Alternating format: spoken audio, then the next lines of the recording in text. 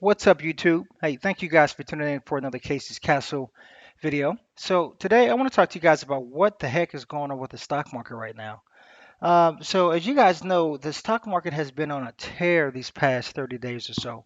Ever since the Federal Reserve basically came out and said that they're coming out with this $2 trillion stimulus package. The stock market has just been on a complete tear. So that is in lieu of the unemployment numbers that have been going up ridiculously. That is in lieu of the furloughs that are taking place. That's in lieu of all of the bad earnings that just took place.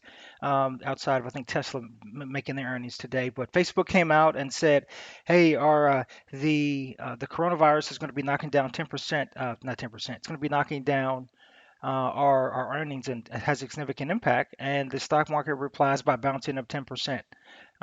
You have Microsoft, you have Google that had bad earnings. Everybody has bad earnings, and the stocks just keep popping and popping and popping. So what does that mean right now? Like, what does that mean for the stock market? What does that mean for your investments? What does that mean if you're day trading, swing trading? Well, no one exactly really knows, right? But we can try to make some summarizations just based on where the stock market is now and where we think it may go based on what it's done. So let me just kind of get right into this for a second. And so I trade the SPY a lot, which is an ETF. As you guys know, it mirrors the S&P index. And if we take a look over the past few weeks, take a look at the market. The high was 339, right? If you go back here, stock market was great. All-time highs. Can do no wrong. Yada yada yada. And then all of a sudden, coronavirus kicks in, and then all hell breaks loose, right? And we drop over 10%. You take a look here. The next week, it's kind of fighting. What are we going to do? We don't know. Typically, that's an indication that it's going to continue down further. If the week ends like that, with that, not a shooting star, but if it's kind of like a hanging star, hanging man, and then that's exactly what happened, right? It dumped, tried to regain a little bounce, and then it just dumped, and then bounced up some more. And then you take a look here. Oh no, things are crappy again. What the hell is going on? All right, and this is around the time that the federal government came out and said, okay, listen, we are going to. It's around the time that they approved that stimulus package for the $2 trillion, right? Every single person, if you made under a certain amount of money, got a paycheck. All of the businesses who had over leveraged, right, who gambled with other people's money and they were wrong and they over leveraged, and the profit stopped coming in. Government said we're gonna give you a bailout. And they did that for all the major institutions, for all the big tech companies. I mean, regular Joe Schmoes got paychecks, right? $2 trillion. It damn near doubled the deficit. So that happened, and then if you take a look here, the markets immediately responded, right? So bounced here, immediately responded. When I initially saw this, I said, okay, great. This is just kind of like a sympathy bounce because people are feeling a little better. And when I say people, I'm not really referring to individuals. I'm referring to like the big market movers, the people that have the billion dollar and the multi-billion dollar hedge funds and the institutions that really move the markets, right? They can move billions of dollars in and out in days. Take a look here. All right, I see this. It's a breather week. I'm looking at this and I'm expecting a continuation. I see this and I go, okay, well, great. And then we had a 2 week bounce. We had a breather, had the initial bounce when the announcement came. We had the breather, then we had the bounce further. Okay, it's probably going to be a rare week the next week. It was not the rare week the next week. Okay, it's going to probably be a rare week the next week, right? Now we've bounced off the lows from 218 all the way up to 285. I mean, that's a ridiculous amount in literally 3 weeks. And then what happens? Okay, another hanging candle. Well, I don't know. This to me this says this could be a continuation, right? When the week ends this way, and that's exactly what happens.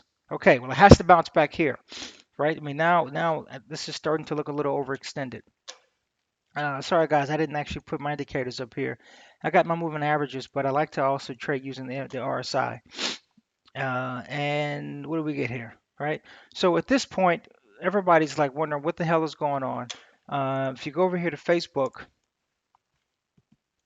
I believe Facebook stock is, there we go. Okay, a little delay. If you take a look here, Facebook has shot up a ridiculous amount. Right now, it's at 214, right? Their high is 224, 224.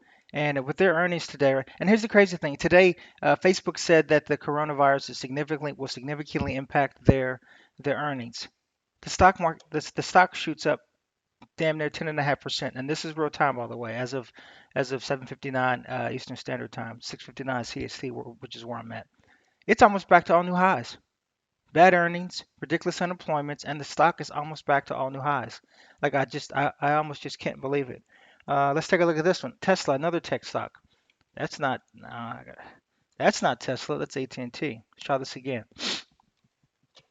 I mean, look at this, right? So Tesla goes from 968 on the high. And I said to myself originally, okay, well, damn, yeah, I bought some of it back here. It shoots all the way up here. I'm like, where the hell's the bottom? Takes a breather, Corona kicks in, and as everybody knows with Tesla, it's an extremely volatile stock. It moves fast, it moves aggressive. When it moves, it moves.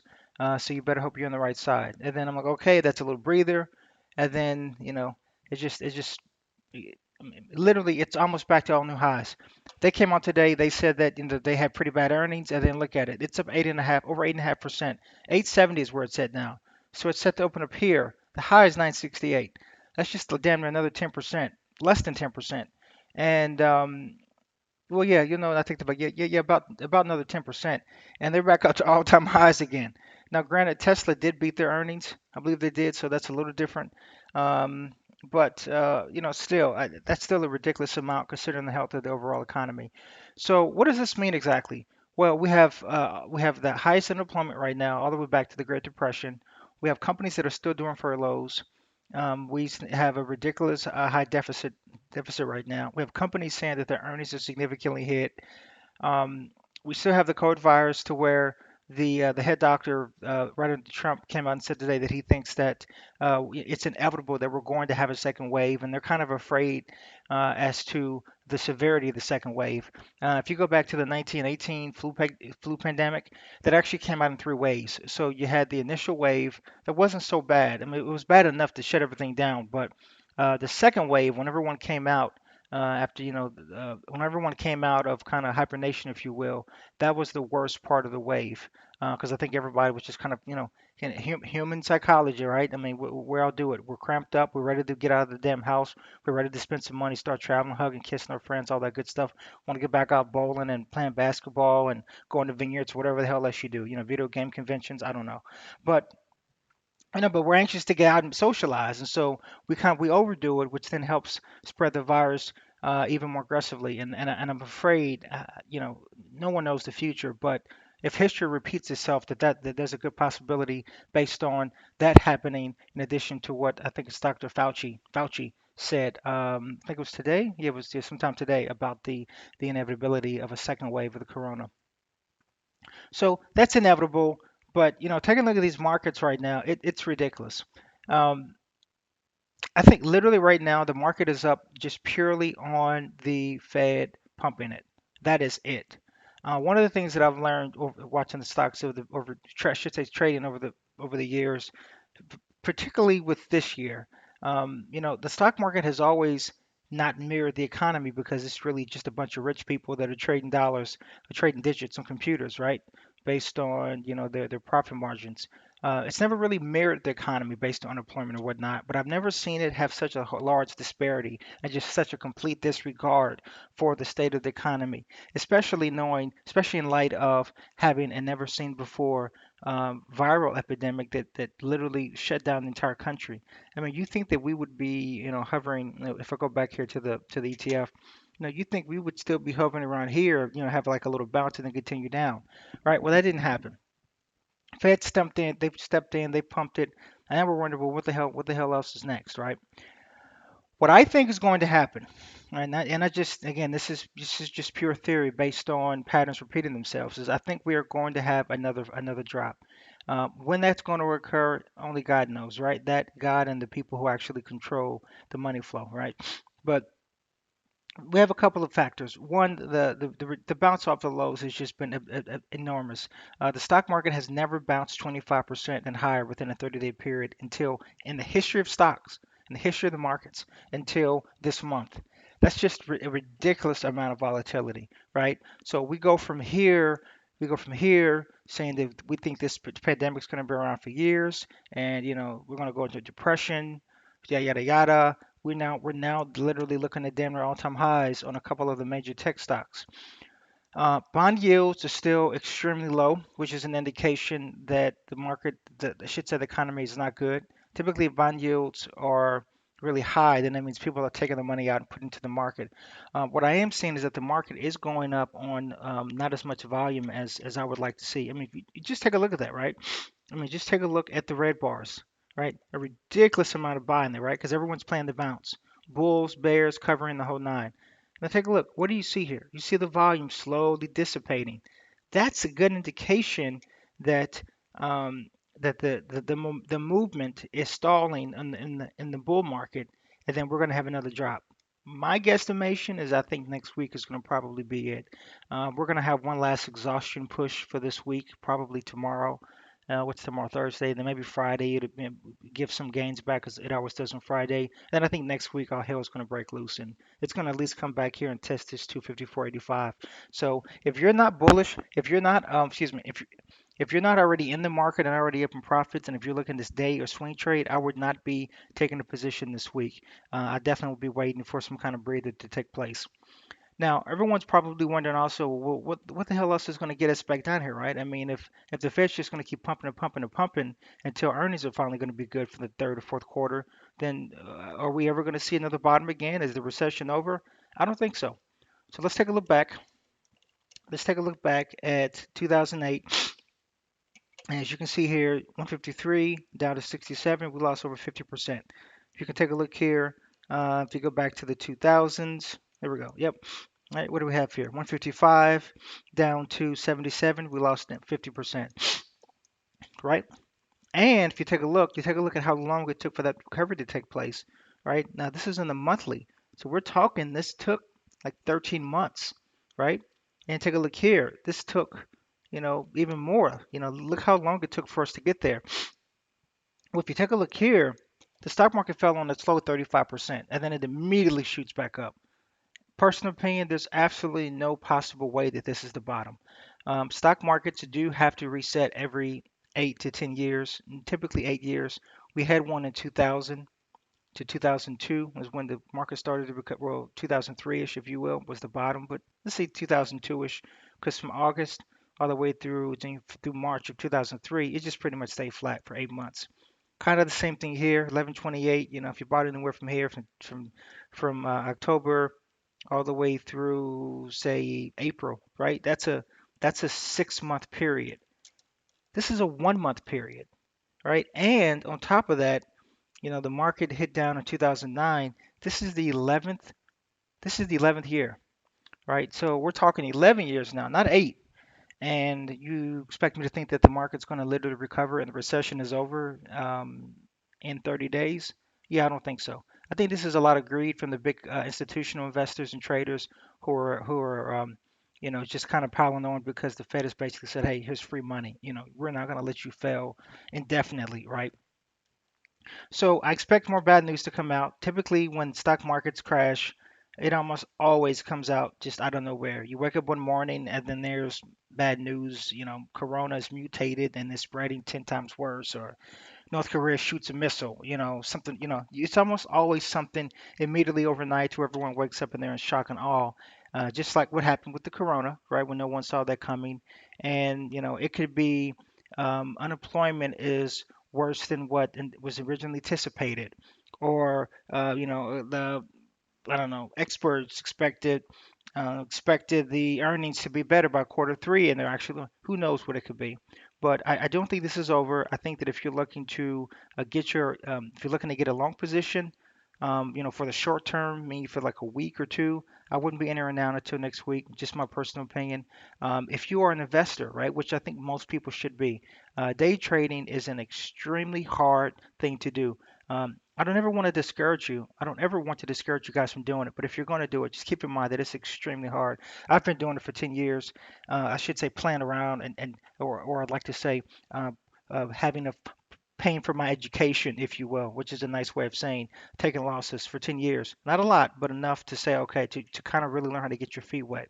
You got to remember that the stock market is really just huge, complex algorithms. that institutional investors and hedge funds and high frequency traders use to make money, right? The in and outs and the trades, and they know where the support and resistances are, and they know the emotional levels, and the fake outs to the fake outs to the fake outs, and that's why they always seem to know where you want to buy it. And I'm going to wait to the bounce, and then so you just got to keep in mind that they have very, very complex real-time AI learning algorithms, and that's why they're able to make like 98, 99% of day traders lose money. It's an extremely hard thing to do.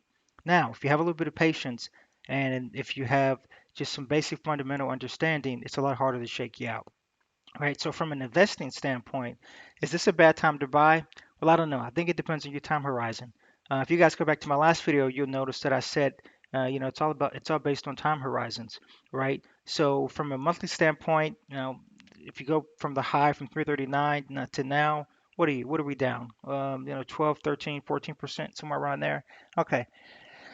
10 what is it, 11, 12%, somewhere around there off the highs. I don't know. I don't think it's a bad time, but I do think you're going to be waiting sometime around here in the next few months before we get back to highs. It's never a bad time to invest. Personal opinion, I never think it's a bad time.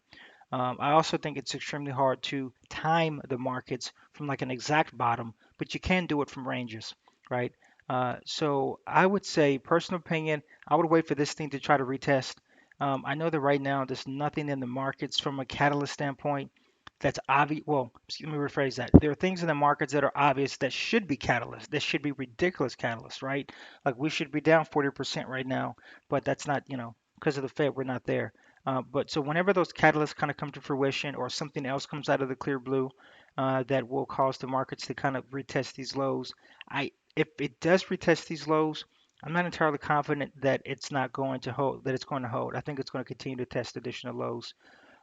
But if you are looking to invest, maybe put a little, maybe 10% of your portfolio in now. Just understand it's going to be for the long term, and then just kind of start to average cost dollar in as the market kind of continues to go lower, which is what I'm going to be doing. Other than that, I hope you guys stay smart, stay safe out there. Obviously, just be smart about the whole coronavirus thing. I live in the state of Texas, and the governor is talking about opening up the one of the first states to open up businesses in a staggered fashion. I think this Friday, barbershops and movie theaters are going to be the first to open. Yay. I'll leave my opinions to myself on that one. But from a market standpoint, let's just let's just kind of take it day by day. Let's be patient. Let's not try to trade or invest with emotions. And yeah, hang in there. So if you guys have any questions, comments, complaints, obviously I do welcome different opinions. If you guys think this is the V bottom and this is going up, please definitely go ahead and leave your comments down there. Let me know why I'm wrong, why I'm right, and what your opinion is. Kind of how you guys are trading the markets. And also let me know what additional things you guys would like to have discussed, whether it's a particular stock, whether it's earnings, whether it is some additional charts, whether it's some additional things with the economy or the Fed or whatnot. Yeah, let me know what you guys would like to have discussed. The top requested things would be things that I make a video on. In addition to that, if you guys haven't already, please make sure that you hit the like button if you obviously like the video. Also, please make sure that you subscribe if you're looking to get some additional financial videos, education videos. I'm going to be talking about some other financial instruments and lending mediums such as obtaining mortgages and credit cards and all the other boring stuff that a lot of people like getting information on. And yeah, just make sure you hit the like, subscribe button, leave some comments below. And if you guys haven't already and you're interested in day trading or swing trading and you don't have a brokerage account, I would highly recommend that you guys definitely look at Webull. As you take a look at my channels, you'll see that I've opened up excuse me, I've created a lot of videos on Webull. They do not directly pay me. I am not sponsored by Webull. This is just purely because I love the Webull platform. I've been using them from over a year. They are phenomenal. I love the balance between the simplicity of their platform, but also in addition to the complexity of the tools that you have for people who want to get a little bit more advanced. If you guys haven't already, take a look below. Obviously, you're under no obligation, but the link below, if you do want to support the channel, does give you guys access to two free stocks. One just by literally opening up an account, costs you nothing. And then if you guys want to go ahead and open up and fund the account, I think it's a minimum $100. Their site says any amount, but then another location on their site says minimum $100, which is nominal. So you guys will get a free stock by using the link below. You get a second free stock by funding the account of at least $100. You can't go wrong with that, right? Literally free stocks. and you're not required to like hold the money in there for an extended period of time. Just transfer it, keep it in there for a day or two, and then move it out, and you get your free stock. So it's a win-win. So thanks for tuning in, and yeah, talk to you later. Take care.